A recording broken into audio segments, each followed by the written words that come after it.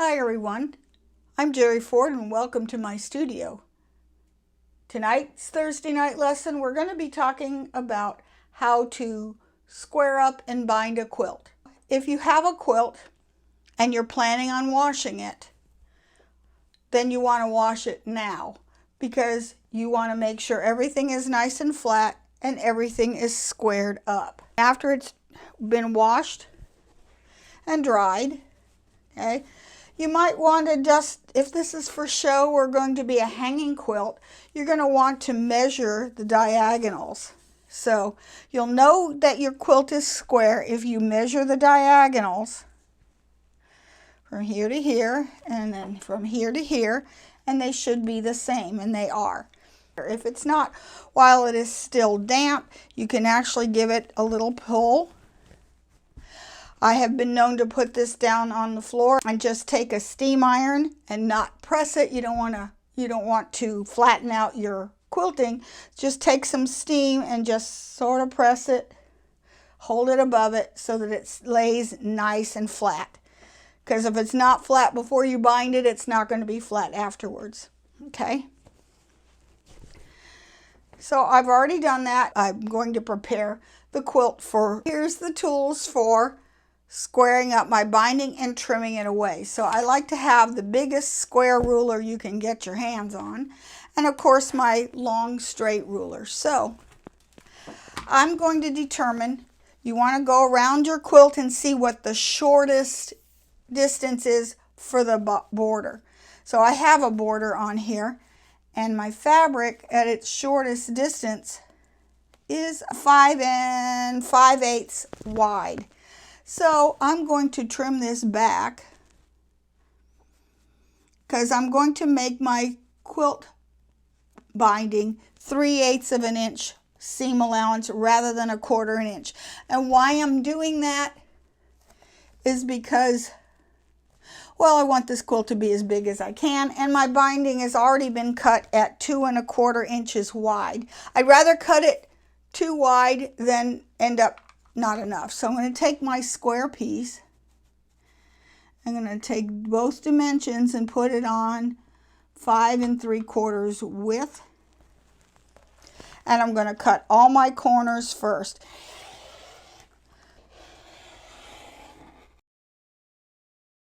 I'm going to do all 4 of the corners. That way you can tell if you've got the correct measurements, because you'll see it real fast. Notice here, I have a little bit of batting showing, but if I'm doing 3/8 of an inch, it's going to get caught. You also want to check the back that you don't have any gaps there. So after I have just 2 corners here, I'll lay it this way. Then use my straightaway ruler to get the same 5 3/4 of an inch.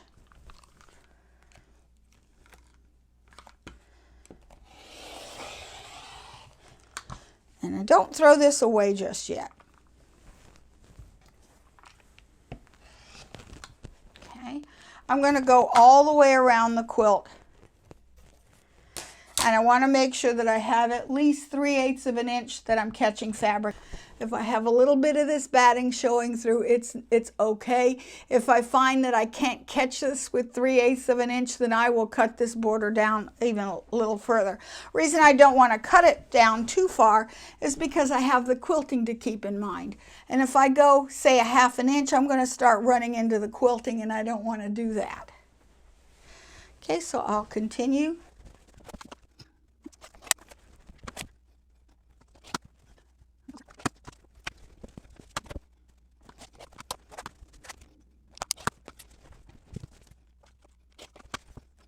Okay, so now we need to prepare the binding. So I've cut 2 1/4 inch strips. Mine is already cut up and ready to go. To join your pieces together, you want to have enough to go completely around your quilt, plus about maybe 10 inches or so, a little more than that. So you want to prepare what you need to put it together. You're going to need a few things. You need some glue that has a really tiny tip on it. I use either Roxanne's temporary basting glue or the Acorn Precision Piecing Glue. You can use that. To be honest with you, I bought these for the containers because when they're empty, then I refill this with Elmer's washable school glue, and it is just fine. You also need some spray starch. We need to join pieces together. Fold one side over, give it a press. I'm going to take just a bead of glue, very thin, super thin. This one is the Elmer's washable school glue. You just need a tiny bit along the folded edge. Then you'll take the other side and just lay it so that you have a nice straight line. Heat set it together. Now it's glue basted, so all you have to do is open this up and just take your straight stitch. And you want to use maybe a 2mm stitch length and sew right on this line. Okay. And then once you have it sewn, you're going to pop open your glue, press your seam flat, and then trim to 1/4 inch. And keep continuing joining these pieces together until you have enough. If you end up getting a little bit of glue here, that's no big deal. You can just take some water and that dissolves. It'll go away. It won't leave any marks. Mine is all prepared, ready to go. You want to take some spray starch and just lightly spray it. You can actually put it in a big pile and spray a lot. So then you want to hit it with a dry iron, because that actually, the dry hot iron makes the spray starch sort of stick together. Okay, so when you're at the beginning of, so you're getting ready to put this on, I will open this up, fold this top down like that. Usually I'll take a little more spray starch because I want this nice and crisp. And this is the starting edge. Okay, and you press it dry. And see, the starch keeps this from stretching. Now you don't have to have your binding cut on the bias unless you've got curved corners or something you need to curve around. But that's, a straighter grain will work just fine. But whether it's straighter grain or a bias, you're going to join these together the same way. So I will start usually about halfway down. I'm going to take the glue and I'm just going to put it a bead along the edge.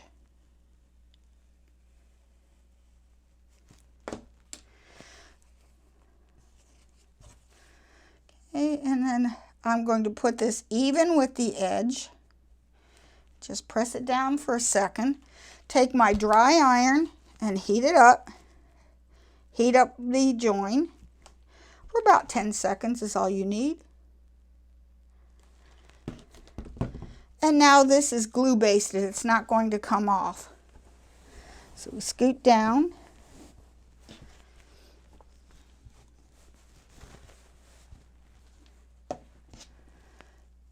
Again, just put this along the edge.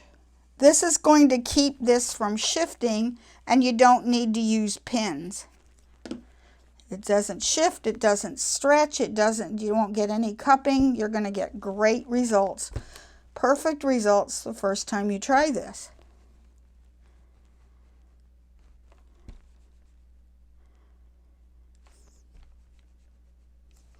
See how nice and flat that is?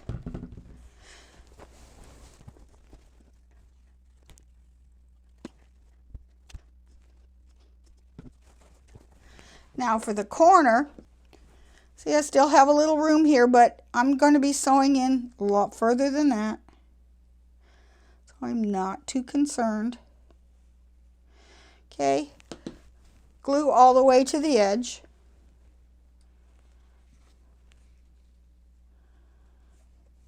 I don't know if you can see that. There's a join. You can't even see it. That's why it helps to miter these bindings edges, because that's going to reduce bulk. What I like about this method is that you do one side at a time. I have to walk over to another room to sew it, so I get a little bit of exercise. Okay, so now you've got this line going this way. You're going to go straight up. Here's my corner. You're going to put this just like that. Give it a good hard press. Let this one sit for a good 10 seconds or so. Now, I usually will pin this here so that when I'm walking it across to the other room, I'm not pulling it out. I've set my stitch length to 2 millimeters, and it's just a straight stitch. I'll be using this 1/4 inch foot. Okay, I want to start about 6 inches or so from the top where I did that fold. It can be a little more than that. So normally this is the 1/4 inch foot, and this is normally where we set your fabric, right underneath the 1/4 inch. And sometimes it also helps to have a guide that's sitting out here. I also have marks here that indicate a 1/4 inch. Well, I'm not going to do a 1/4 inch. I'm going to do like 3/8. So instead of guiding my fabric here, I'm going to guide it right there at the edge of that foot. And I'm going to do a long stitch first. I want to test this out to make sure that everything's landing where it should be. So I'm just going to do maybe about 2 or 3 inches. I'm just going to cut this for now. We need to test this. So I've got the stitching right here. I want to fold this over and check. Is it right? It's pushing it. It's a little bit too far. I want it to be a scant 3/8 of an inch. So that's a little far. So I'm going to pull this out. That's why I wanted a nice long stitch, because I have to shorten it. If it had to make it bigger, then I wouldn't even take it out. There. Okay, so I'm going to try it again. This time, instead of it being right up against here, I'm going to go almost halfway between this notch and this notch. Let's try this again. Just a hair less. Let's just see. This time I'm going to test it,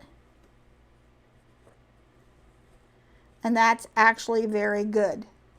Now I'm going to hand bind my quilt on the back, so therefore I'm going to be doing hand stitching here. So I want this to exactly just barely cover that stitching on the back. See this line of stitching? I want to just barely cover it. If I were doing a stitch in the ditch, machine stitching this down, which I don't like to do, instead I would take a 1/4 inch of a stitch, and then I'm just going to pull it. I would take it as a 1/4 inch and give me a little bit longer in the back, so that when I stitch here in the ditch, it's going to catch the backing.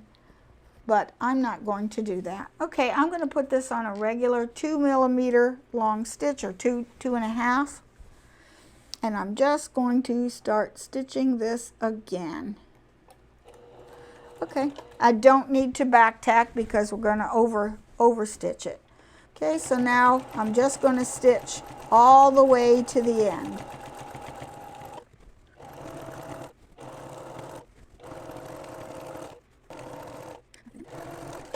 Okay, I'm getting near the end, so I'm going to unpin this. What you want to avoid is your diagonal seam to be right in the corner. So this is actually just a little bit above, so we're good. If you have this diagonal seam right at the edge, you're going to end up turning a corner with a lot of bulk.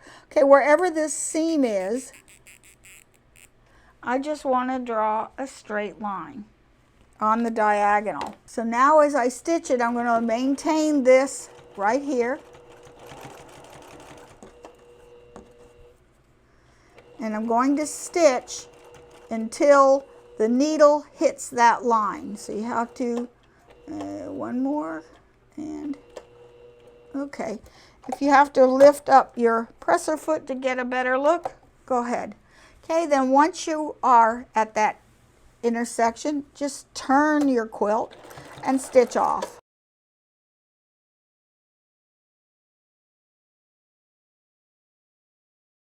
And let me show you. See how we stitched along here? As soon as the needle hit that diagonal line, go. Now, I'm not going to worry about removing that. That's going to be on the inside. Okay, I'm ready to turn the corner. So I'm going to lay that out. Oh, before I do that, let's just double check that I caught everything. Always want to check.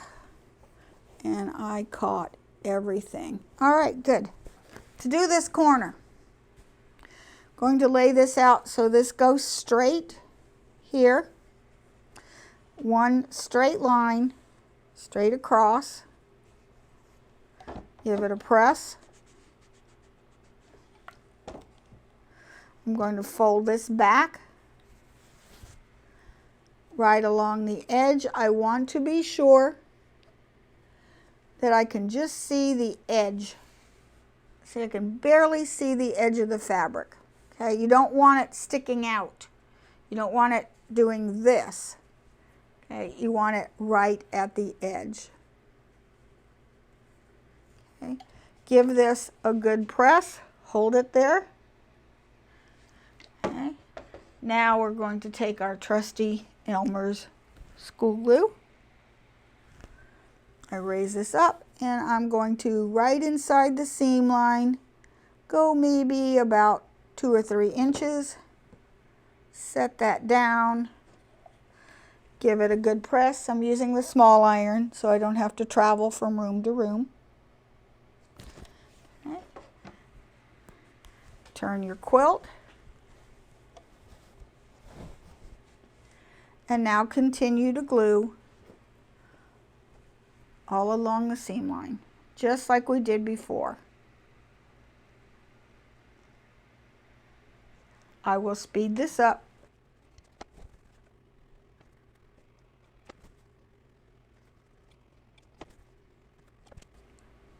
Okay, I have a problem here, so I'm going to just heat set this right here because I have got to bring this seam up further because it's right in the corner. So I'm going to stop and fix that. Now how I fix that is easy. I'm going to put a pin because I don't want to stress that off, so I'm going to leave it. I don't want to pull it off. And I'm going to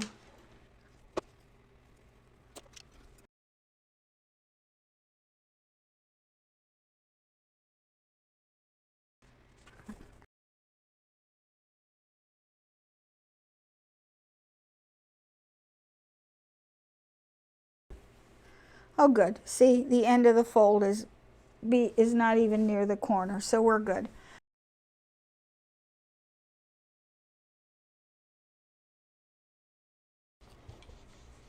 Okay, now back to what we were doing.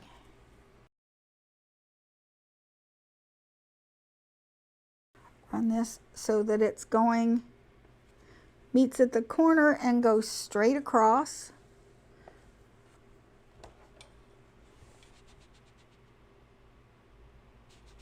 Okay. And I'm just going to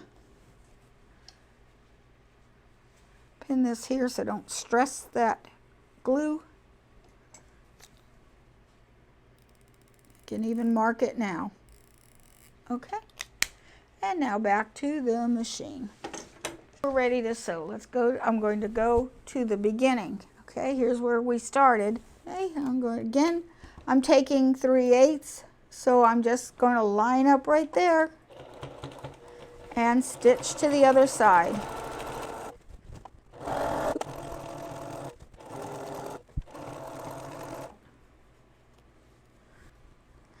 And now we're coming to the corner again, so just to repeat, keep it straight until your needle hits. Yep, there we go, right in the corner, pivot and off. Okay. Okay, now let's take a look at this first corner and let's just see how pretty this is going to look when we turn it. So usually I go this way and pull this down, put it into the center.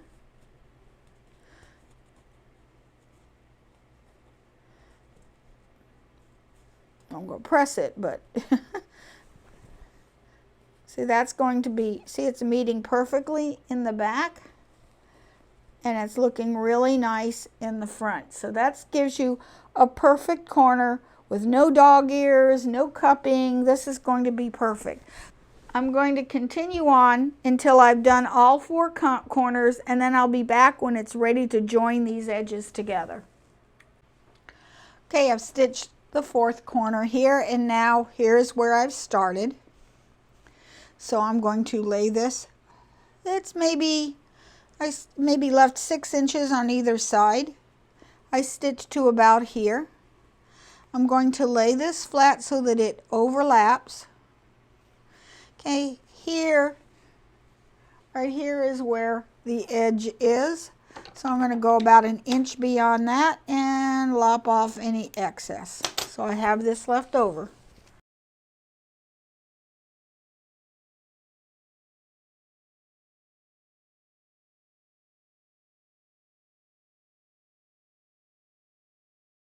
So I'm going to just put a light, super thin line of glue right along the fold. Just pull this over. You don't, no stretching, just lay it so that it's even with the top right here. Heat set this side.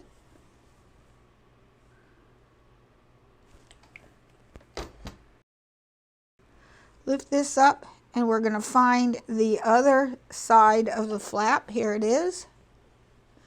Put a little glue here. Same thing right along the edge. Super thin bead of glue. Flatten that out. Push this short flap inside. Lay this down over top so that it's nice and snug. No measuring. There. Okay. And heat set that down for a minute or two. Or not a minute. That 10 seconds is good.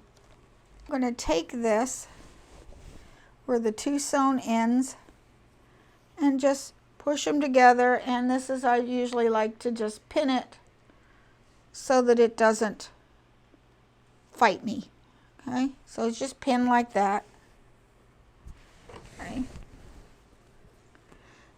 and I'm going to start on one end, open it up carefully. Okay, you'll see where that fabric is. Okay, when you find the flap, go to the other side, open it up. Sometimes there's a little glue sticking, so you can just unpick it. There we go. We want to open it. Okay, and open this side. Okay, just keep unfolding, and now you will reveal a little overhanded with the glue.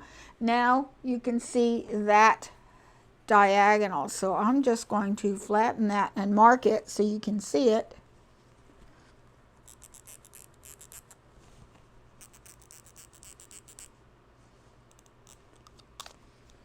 Okay. Set my stitch length down to about 1.5 to 2. While it is still pinned,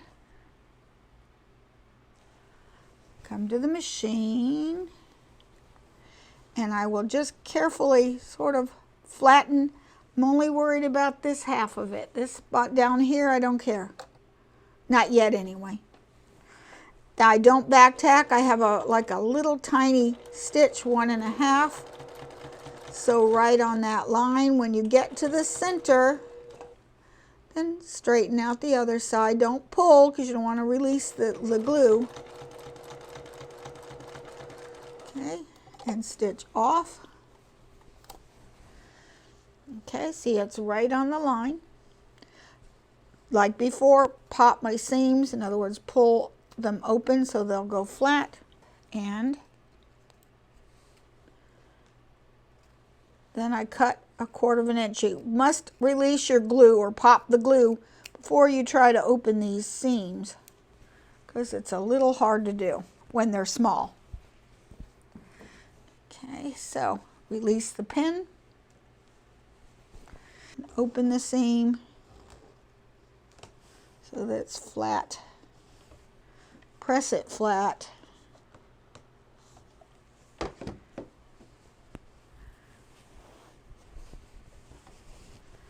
Okay, and then I press it. See, now it's fitting perfectly. So I'm going to press this. And if you like, then you're going to, scissors again. Usually because this has already released all the starch, so it's not going to stick together. And I'm just going to take a light bead of glue, line of glue, and press it together, and then reach underneath here. And this is the Elmer School Glue, and just take it and give me another line of glue down the seam. Although this is a very short distance and probably don't have to do this. Okay, and line it up and heat set it.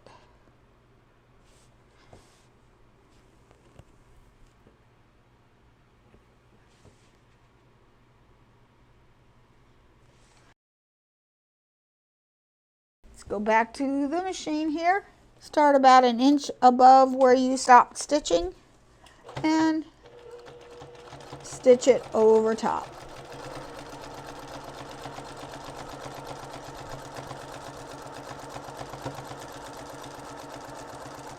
Now, if you find you've missed things, this glue is actually repositionable, so you can pop it out, put another bead of glue in there, and you're ready to go.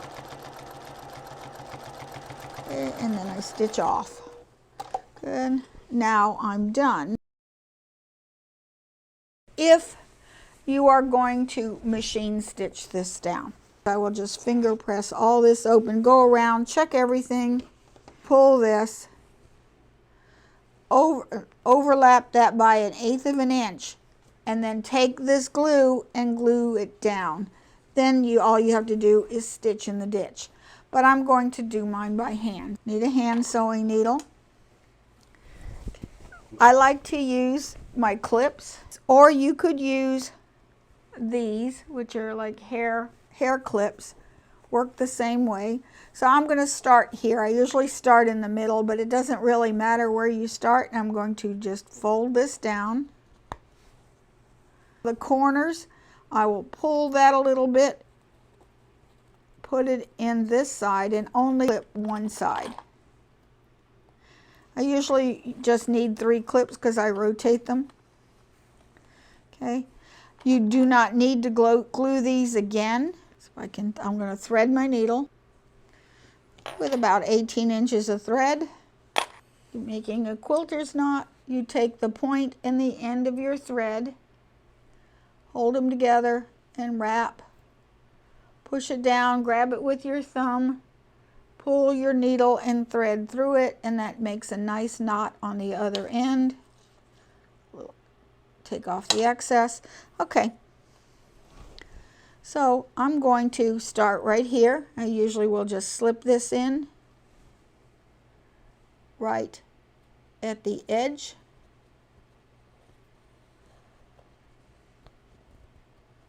And I'm going to do what's called a ladder stitch, which means I'm going to do it 1 stitch at a time first, about 1/8 inch. Where I come out, I go directly below, and I'm going to go right inside this line. See, right here? My stitching is there. I'm just going below it, just by a stitch. Okay. And usually I do more than one. I'll do 1/8 up, and just do it as a running stitch. And no, I don't have a thimble and I hate thimbles. Okay, and this is where you sit in front of the TV.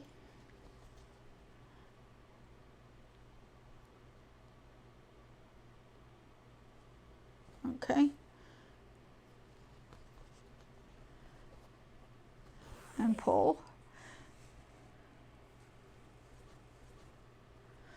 I'll take that out.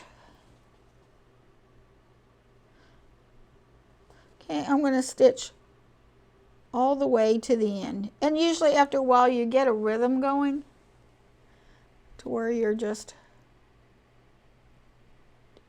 go inside the fold, below the stitching, inside the fold, below the stitching.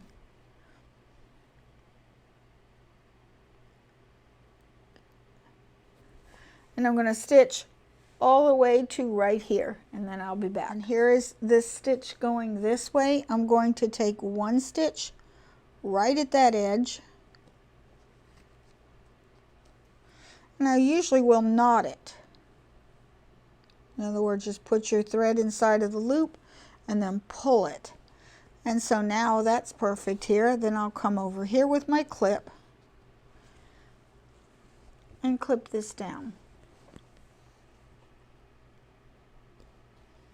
Fold this in, and I'll use my needle to make sure that it miters exactly perfectly. Okay, there we go. I'll put these two edges together. I'm just taking a thread out of each one.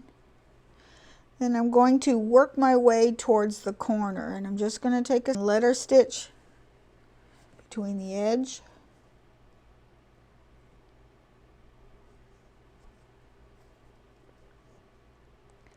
just holding that until you get to the tip of the corner.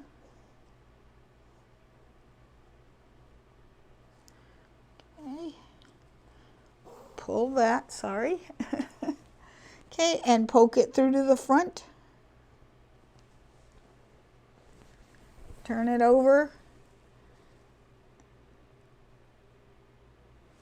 And then sew the miter down from this is now the front side.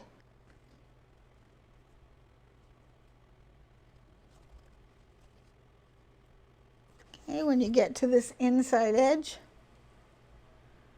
poke it into the corner, and now you're back to the back. And usually I'll start in the binding fabric and then start rocking it between the fold and the bottom.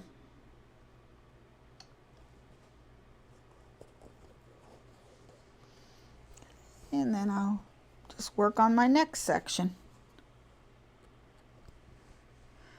Okay, and then I'll stitch it all the way around, and see, it makes an absolutely beautiful binding. The front of the binding is the exact same size as the back of the binding, which is why I prefer hand sewing the back of the binding on, because then it's perfect. The miters are perfect. When it hangs up, this corner is perfect. It doesn't cup. Sometimes you'll see quilts do this number, you know, at the corners. There's no stretching, there's no rippling. I have one more tip that I want to share with you. When I've got this just perfect, the batting completely fills the binding. You feel no gaps. But say you had some gaps, okay, that you felt like, oh, you know, you got over here and you could see and feel that it wasn't right. Here's a little cheat tip that works every time. You take little strands of batting, and this is too big. This is just right, but and that won't fit right, but you get the idea. Just fit this inside here, then fold down your binding.